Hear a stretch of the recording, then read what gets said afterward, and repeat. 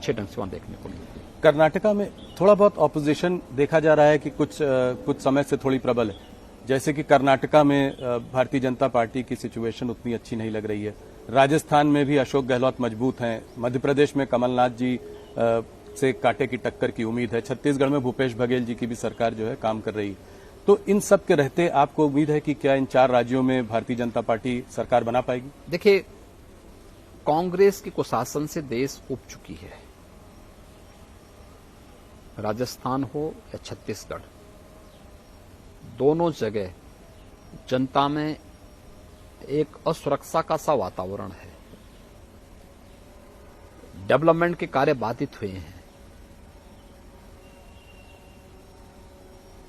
शासन की योजनाओं का लाभ ईमानदारी से समाज के प्रत्येक तबके को नहीं प्राप्त हो पा रही है। लेकिन इसके ठीक विपरीत अगर आप देखेंगे, मध्य प्रदेश हो या कर्नाटक, विकास एक स्पीड पकड़ा है। और मैंने कहा ना कि जब सेंट्रल में जिस विचारधारा की सरकार है वही उसी पार्टी की सरकार राज्य में है, तो विकास की दर दुगनी होती है, कई गुना बढ़ती है। तो डबल इंजन की सरकार का लाभ न केवल इंफ्रास्ट्रक्चर में बल्कि विकास की हर योजना के साथ साथ लोक कल्याणकारी और गरीब कल्याणकारी योजनाओं के साथ भी जुड़ती हुई दिखाई देती है। और भारतीय जनता पार्टी शासित दोनों राज्यों में ये सब लाभ बहुत स्पष्ट रूप से देख सकते हैं। इससे जुड़ा हुआ सवाल है राहुल गांधी की भारत जोड़ो यात्रा। इस यात्रा का क्या असर पड़ा है पूरे देश में? क्या इससे राहुल जी की छवि में कोई अंतर पड़ा है? राहुल जी भारत जोड़ो की बात कर रहे हैं, उनका एक ये रहा है कि नफरत के बाजार में हमें एक मोहब्बत की दुकान खोलनी है। तो सीधा सीधा निशाना आप लोगों पर है, ये कहकर कि आप लोग नफरत फैला रहे हैं। आप इसके बारे में क्या कहें? 1947 से क्या कर रहे हैं लोग? इस देश में जाति के आधार पर, मत और मजहब के आधार पर, क्षेत्र और भाषा के आधार पर विभाजन तो कांग्रेस की ही देन है। तो जो उन्हें विरासत में मिला है वही तो देश को दे रहे हैं। उन लोगों ने तो वही किया है, तो स्वाभाविक रूप से वही काम कर रहे हैं। देखिए, राहुल जी जो हैं अपनी नकारात्मकता को छोड़ते ना तो उसका लाभ कांग्रेस को मिलता है, लेकिन नकारात्मकता उनकी सारी उपलब्धियों पे पानी फेर देती है।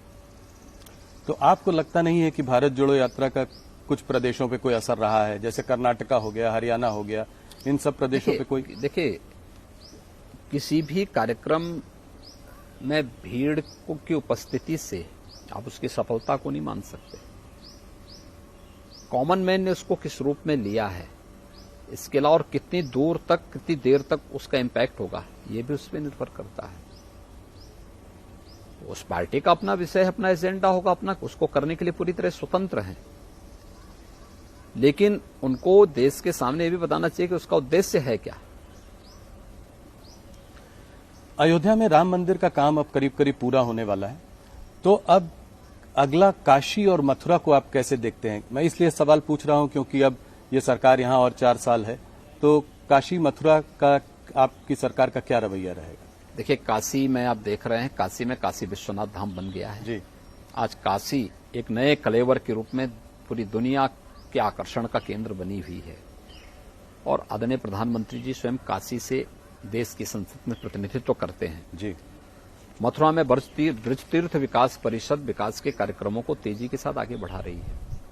तो वहां की आध्यात्मिक और सांस्कृतिक विरासत का संरक्षण करते हुए उसके भौतिक विकास के लिए सभी प्रकार के कार्यक्रम सरकार चला रही है। और केवल उन्हीं स्थलों के लिए नहीं है, हम तो विंध्यवासिनी धाम में भी काम कर रहे हैं, हम लोग सुख तीर्थ में भी काम कर रहे हैं, हम लोग नैमिष सारण्य में भी काम कर रहे हैं, और अन्य सभी धार्मिक स्थलों में बौद्ध जो है परिपथ पे भी यूपी के अंदर कार्य हो रहा है। महर्षि वाल्मीकि के लालापुर में भी काम हो रहा है। संत तुलसीदास जी के राजापुर में भी हमारे कार्यक्रम चल रहे हैं। ये सभी हर जगह के समग्र विकास के लिए कार्य। तो आपको लगता है कि यहाँ पे भी जल्दी ही कार्य जो है कंक्लूड होगा, आपके इस कार्यकाल में ये बात आगे बढ़ेगी? देखिए, सभी काम अच्छे ढंग से आगे बढ़ रहे हैं और जन भावनाओं का सम्मान करते हुए, आस्था का सम्मान करते हुए इसे आगे बढ़ाया जा रहा है। एक सवाल मैं और आपसे पूछना चाह रहा हूं, ये इसलिए भी जरूरी है क्योंकि आप जो है खुद भी फिल्म इंडस्ट्री को यूपी में लाना चाह रहे हैं और आप इस बारे में काफी सालों से बात कर रहे हैं। सुनील शेट्टी जी ने आपसे मुंबई में यह सवाल रखा भी था, ये एक बॉयकॉट कल्चर का सवाल। अब जैसे बेशरम रंग पठान जो फिल्म आई थी उसके चारों तरफ काफी विवाद रहा, आप इसको